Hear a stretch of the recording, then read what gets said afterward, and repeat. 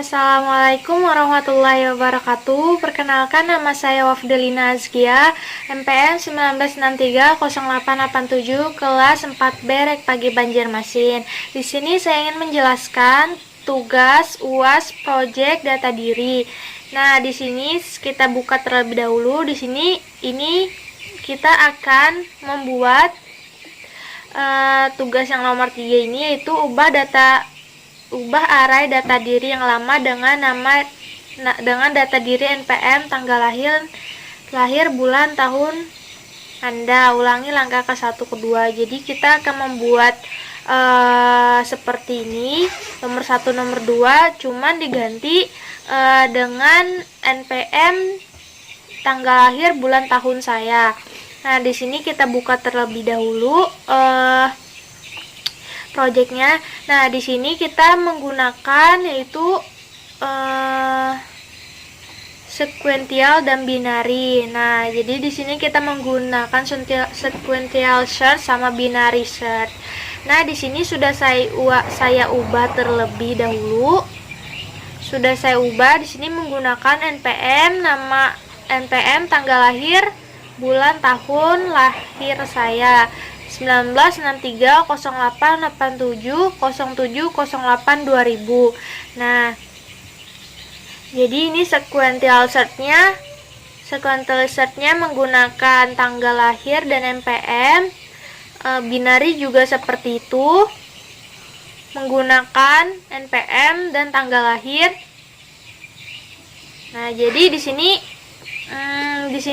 saya menggunakan NPM. Di sini saya mencari angka 7. Jadi kita run aja langsung. Nah, berarti di sini data angka 7 ditemukan pada array indeks ke-7. Coba kita ganti jadi 5. Nah, angka 5 tidak ditemukan dalam data array. Berarti angka 5 tadi tidak ditemukan di elemen data array-nya. Nah, ini codingnya. Yang kedua, kita menggunakan binary search. Binary search di sini menggunakan NPM juga dengan tanggal lahir. Di sini kita mencari angka 7, dan ini codingnya.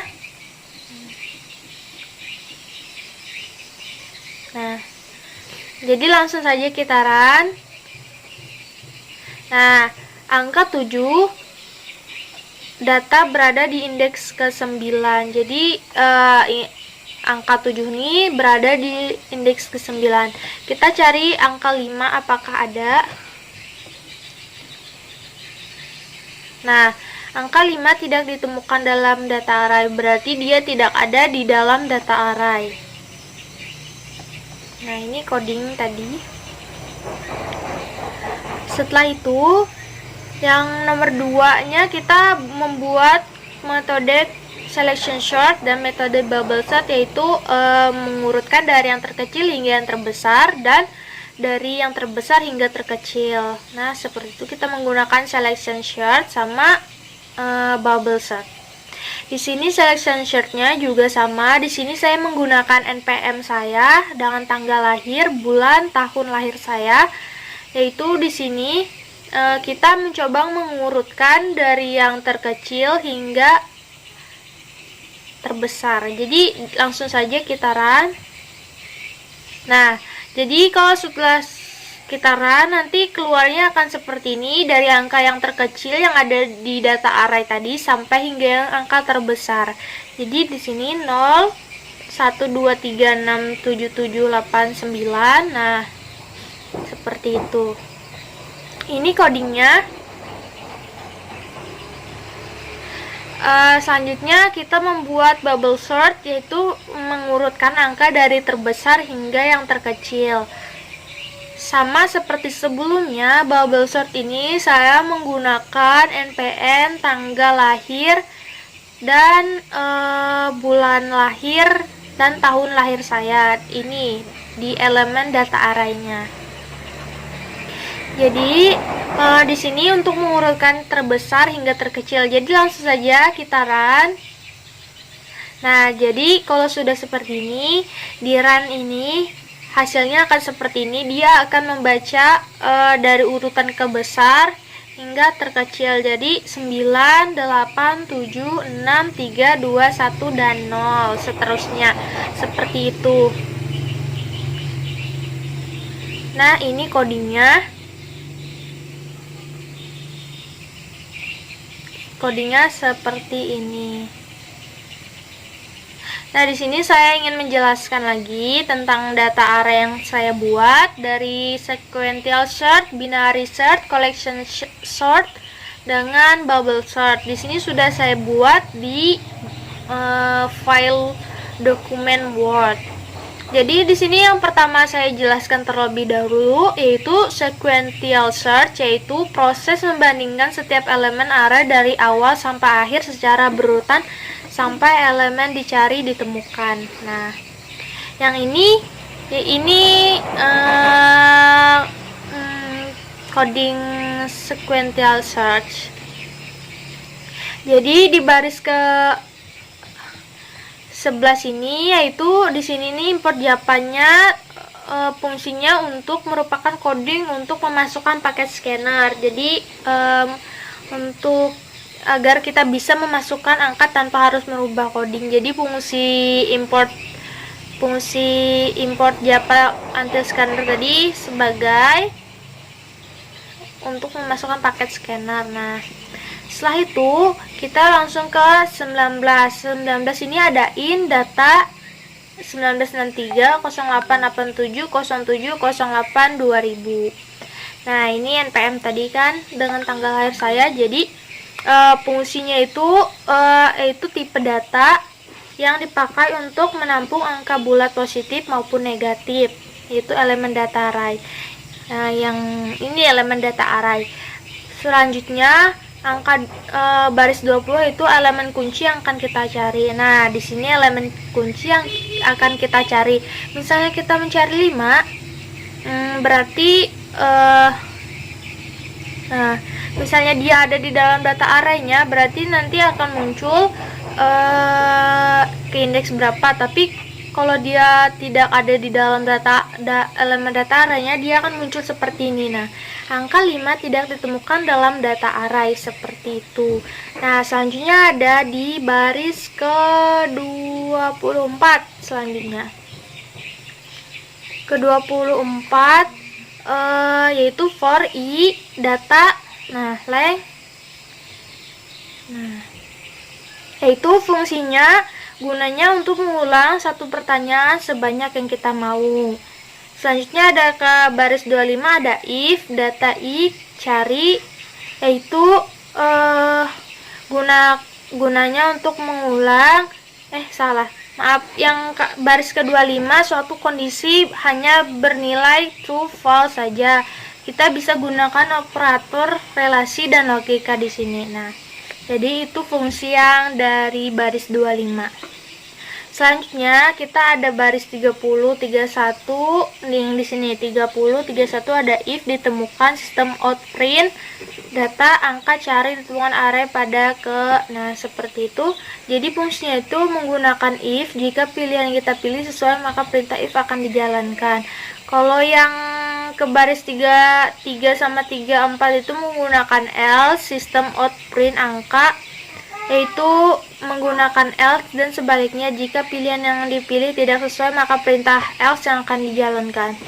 Nah, misalnya kan kita mencari angka 7, misalnya dia ada di data elemen data array, maka yang akan dijalankan if, karena dia sama kondisinya. Kalau sedangkan yang kita cari 5, dia akan dijalankan else karena tidak sesuai, tidak satu kondisi dengan elemen data array-nya, seperti itu. Nah, selanjutnya saya ingin menjelaskan binary search. Binary search ini di sini sudah saya siapkan juga, yaitu metode pencarian suatu data atau elemen di dalam suatu array dengan kondisi data dalam keadaan terurut. Nah, misalnya baris ke-19, tipe data yang dipakai untuk menampung angka bulat positif maupun negatif elemen data array. Nah, ini baris ke-19 ini elemen data arraynya. Terus yang ke-20 yaitu cari 5. Berarti yang kita cari itu di dalam data arraynya itu angka 5. Apakah ada atau tidak? Seperti itu. Misalnya kita akan cari 7, berarti kita ketik di sini angka 7. Nah, itu elemen kunci yang akan dicari, ya, yang kita cari tadi, yang ini. Selanjutnya di baris ke-21 adalah sebuah perulangan indeks nih yang disuapin indeks angka length 2. Ini adalah perulangan indeks. Selanjutnya di baris 25 yaitu hampir sama dengan for, namun dalam while sistemnya hampir sama juga dengan if. Nah, jadi while ini hampir sama dengan for, tapi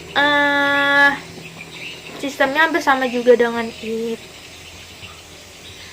Nah, selanjutnya di sini kita ada if sama else. Nah, sini sudah saya jelaskan sebelumnya tadi kalau if ini kalau sama kondisinya dengan data array yang kita buat tadi, maka yang akan dijalankan adalah if. Sedangkan apabila suatu kondisinya tidak sama, maka atau tidak sesuai, maka yang akan dijalankan adalah perintah system out yang ini, yang else, seperti itu. Selanjutnya di sini saya ingin menjelaskan selection sort. Selection sort Java ini di sini adalah metode sorting di mana elemen-elemen dibandingkan satu persatu sampai elemen terakhir dan disusun berdasarkan ketentuan-ketentuan berlaku terbesar atau terkecil. Selection sort membandingkan elemen yang sekarang dengan elemen yang terakhir. Jika ditemukan elemen lain yang akan lebih kecil dari elemen sekarang, maka dicatat posisinya dan ditukar. Contoh simulasi algoritma selection sort.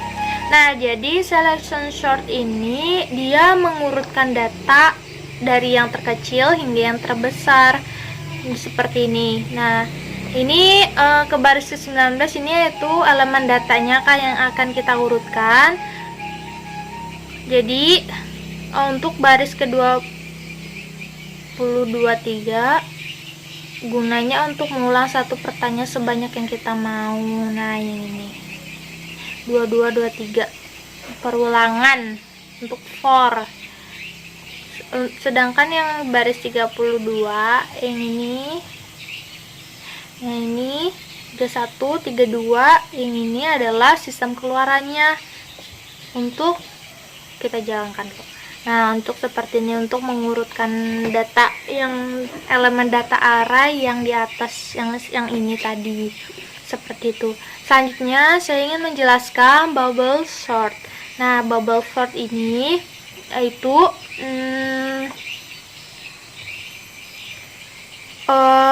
adalah salah satu algoritma untuk sorting data atau kata lainnya mengurutkan data dari yang terbesar ke yang terkecil atau sebaliknya, ascending atau descending. Bubble sort, metode gelembung, adalah metode atau algoritma mengurutkan dengan cara melakukan penukaran data dengan tepat di sebelahnya secara terus-menerus sampai bisa dipastikan dalam satu iterasi tertentu tidak ada lagi perubahan. Jika tidak ada perubahan, berarti data sudah terurut. Disebut pengurutan gelembung karena masing-masing kunci akan dengan lambat menggelembung ke posisi ke posisi yang tepat. Nah, jadi bubble sort ini adalah metode gelembung. Jadi dia mengurutkan juga dari yang terbesar hingga yang terkecil. Di sini di baris ke-19-nya adalah elemen data array-nya. Elemen data array yang saya buat menggunakan NPN, tanggal lahir, bulan, dan tahun lahir saya. Di baris ke-19. Nah, ini data yang ingin kita urutkan nanti. Setelah itu di baris ke-22-23 itu perulangan untuk mengulang suatu pertanyaan yang sebanyak kita mau. Nah, ini adalah for, if. Nah, di sini adalah perulangan yang sebanyak yang kita mau. Selanjutnya ada di baris 31 dan 32. Nah, di sini ini juga 31 ini adalah perulangan for-nya tadi. 32 ini adalah sistem keluarannya atau outputnya, misalnya kita jalankan kan. Nah, jadi keluarannya tuh dari sini, data yang dari data elemen data array atas tadi, yang ini. Nah, akan keluar seperti ini. Dari yang terbesar hingga yang terkecil, seperti itu. Jadi, sekian penjelasan dari saya. Mohon maaf apabila banyak kesalahan. Terima kasih banyak. Wassalamualaikum warahmatullahi wabarakatuh.